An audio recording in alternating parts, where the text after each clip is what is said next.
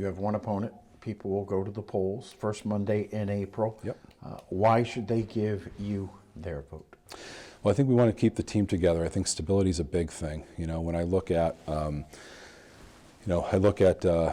towns like Groton and Rehoboth, and you look at what happens in boards. If you don't have a board that works well together, and there's infighting, and there's people that can't team properly, you can't get anything accomplished. And right now we have a board that has lived through the worst of times and has a clear path to victory, and we need to stay on that path.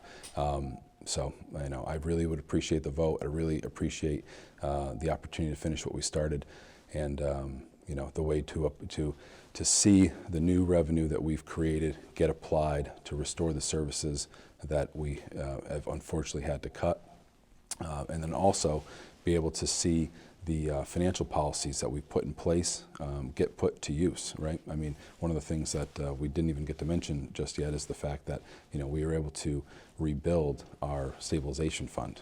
We put $1.8 million in that fund, which was decimated prior to the cuts. So, Plainville, from a financial standpoint, was in very, very rough shape several years ago.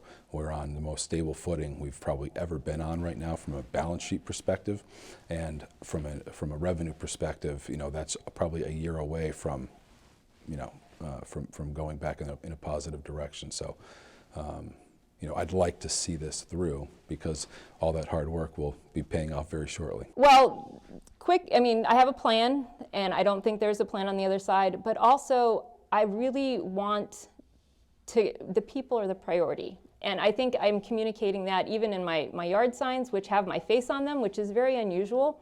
But I wanted people to know that I'm a person, I'm a real person, and I know that they're real people too. They're not just numbers in a census. And so I think they should vote for me, because I really want to think about them instead of just thinking about the people who show up to the meetings. And I think that I provide the one path forward for all those many voices in Plainville that aren't normally getting heard.